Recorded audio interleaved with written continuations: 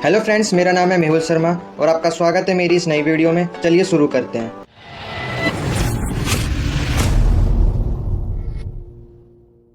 दोस्तों, थंबनेल देखकर तो आप समझ गए होंगे कि आज हम इस वीडियो में क्या करने वाले हैं। आज हम करेंगे एंशियंट सोसाइटी के इंपॉर्टेंट क्वेश्चंस को और देखेंगे उनके क्या आंसर्स हैं। और ये जो मैं आपको क्वेश्चन करवाने वाला हूँ, इनसे बाहर नहीं आने वाला। अगर आप इन्हीं क्वेश्चन को करके जाते हैं तो आप आसानी से पास हो सकते हैं।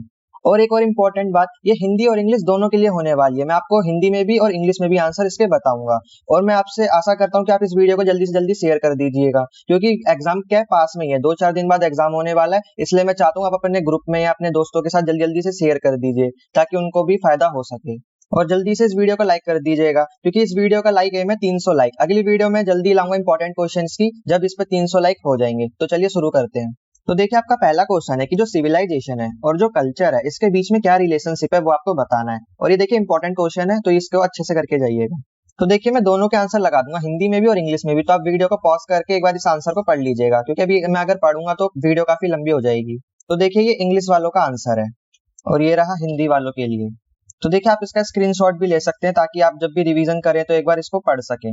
अगला इंपॉर्टेंट क्वेश्चन है, हमें बताना है कि जो चाइल्ड मॉडल है ना अर्बन रेवोल्यूशन का, वो उसकी क्या इंपॉर्टेंस है। तो देखिए, जो चाइल्ड है ना, यहाँ पे बच्चा नहीं है, एक चाइल्ड एक व्यक्ति का नाम है। उसने एक अर्बन रेवोल्यूशन का एक मॉडल दिया था, तो उसके ऊपर हमें चर्चा करनी है। तो उसने 10 कैरेक्टरिस्टिक्स बताए थे कि मतलब एक जो अर्बन सिटी है, अर्बन एक सिविलाइजेशन होती है, उसके क्या कैरेक्टरिस्टिक्स होते हैं, उसने ये सब बताया था। तो आप ये आंसर में देख सकते हैं और इनको पढ़ सकते हैं। कि पहले इंग्लिश वालों के लिए आंसर, अब ये हिंदी वालों के लिए। तो देखिए, साथ साथ में स्क्रीनशॉट लेते चलिएगा। अगला इंपॉर्टेंट क्वेश्चन हमें बताना है, जो ब्रोंज एज सिविलाइजेशन है वो क्या है, उसके ऊपर डिस्कस करना है। सबसे पहले तो आपको डिफाइन कर देना है, फिर उसके बारे में बता देना है, ठीक है। तो ये पहले इंग्लिश वालों के लिए। तो आप साथ साथ में स्क्रीनशॉट लेते चलिएगा। देखिए, मैंने इसको पहले जो हाईलाइट करा है, सिर्फ आपको वही पढ़ना है, ज्यादा एक्स्ट्रा पढ़ने की जरूरत नहीं है, ठीक है। अब देखिए, हिंदी वालों के लिए, हिंदी वाले भी इसको पढ़ सकते हैं आसानी से। जो मैंने हाईलाइट करे सिर्फ वही वही पढ़िए। अब देखिए, अगर आप वो पीडीएफ खोल के बैठेंगे तो आपको कुछ समझ नहीं आएगा, क्योंकि वो लैंग्वेज भी इतनी लेंदी है और आपको कुछ समझ नहीं आने वाला है। लेकिन अगर आप इन्हीं क्वेश्चन को कर लेते हैं और जो मैंने हाईलाइट करे ना, सिर्फ इनको पढ़ लेते हैं, तो आप आसानी से पास हो जाएंगे।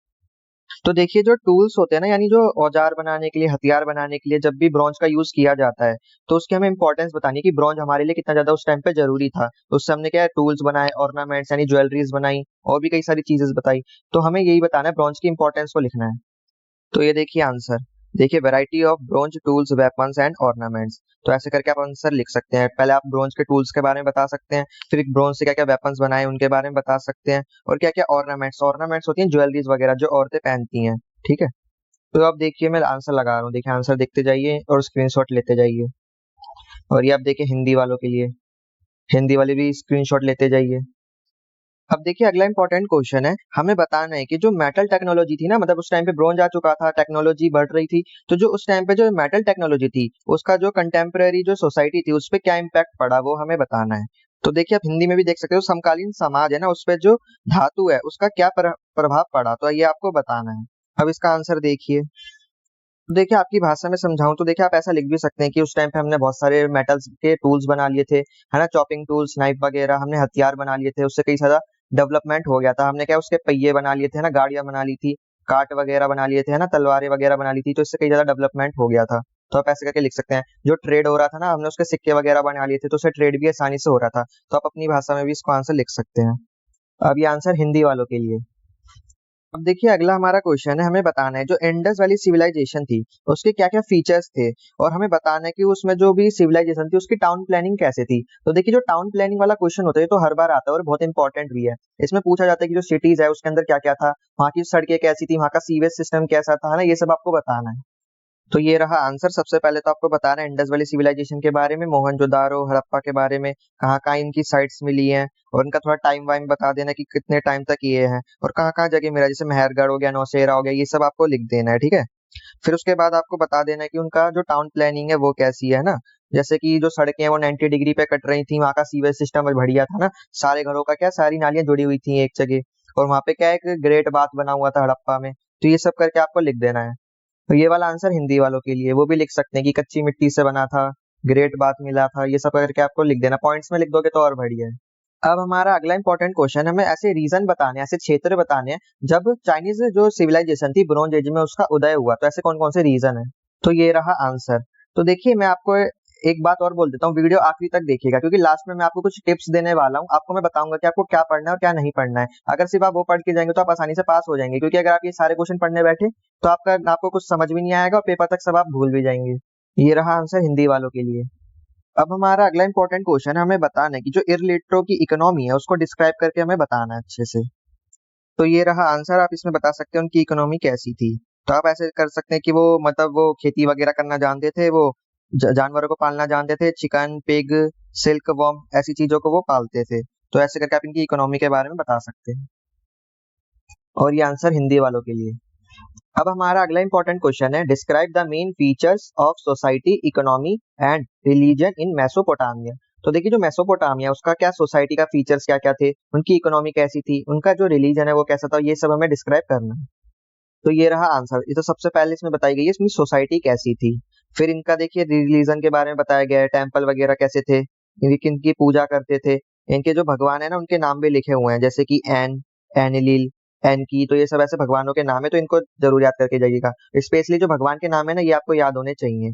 फिर इनका देखिए जो इकोनॉमी है, ट्रेड के बारे में बताया गया, इनकी इकोनॉमी कैसी थी, तो ये सब याद कर लीजिएगा। और ये अब हिंदी वालों के लिए। अब देखिए हमारा अगला इंपॉर्टेंट क्वेश्चन है कि जो इजिप्ट है ना उसका हमें रिलीजन के बारे में बताना है कि वो क्या क्या करते थे, उनका रिलीजन क्या था, किससे भगवान की वो पूजा करते थे। तो ये सब के बारे में क्वेश्चन आएगा। तो ये आप आंसर देख सकते हैं, इजिप्ट के जो क्या क्या रिलीजन है उसके बारे में बताया गया है, कैसी सोसाइटी थी उसके बारे में बताया गया है। अब देखिए इनके भगवानों के नाम भी बताए गए हैं, तो ये भगवान के जो नाम है ना ये आपको याद होने चाहिए। देखिए जैसे सेक मेत है, इनको क्या बोलते हैं, लॉयन हेडेस गॉडेस। जैसे कि पताहा हो गए, और इरीस हो गए, ओरिसिस हो गए। तो ये जो भगवान के नाम है ना ये आपको याद होने चाहिए, जैसे कि मेसोपोटामिया में थे ना वैसे ही इसमें इजिप्ट में। तो जो भगवान के नाम है ये याद कर लीजिएगा, इंपॉर्टेंट है। और ये वाला आंसर हिंदी वालों के लिए। अब हमारा अगला क्वेश्चन है, हमें बताना है कि जो फेरोज है ना उनका इजिप्ट की इकोनॉमी में और पॉलिटिक्स में क्या इंपॉर्टेंट रोल है वो बताना है। तो देखिए जो फेरोज होते हैं ना एक टाइप के आप किंग बोल सकते हैं, जो इजिप्ट के किंग होते हैं उन्हीं को हम फेरोज बोलते हैं। आप इमेज में भी देख सकते हैं कि फेरोज दिखने में कैसे होते हैं। देखिए आपको ये मूर्तियों में दिख रहे हैं ना, इनको फेरोज बोलते हैं। तो देखिए ये रहा आंसर। तो देखिए फेरोज एक टाइप के आप समझ लिए राजा है, जैसे राजा का योगदान होता है ना इकोनॉमी में और पॉलिटिक्स में, वैसे इनका रोल होता था। वैसे ही क्या टैक्स वगैरह लेते थे, कानून वगैरह बनाते थे, और भी जो भी सारी चीजें थी ना वो सब ये करते थे। मतलब जैसे राजा का काम होता है वैसे ही इनका काम होता था। ये रहा हिंदी वालों के लिए।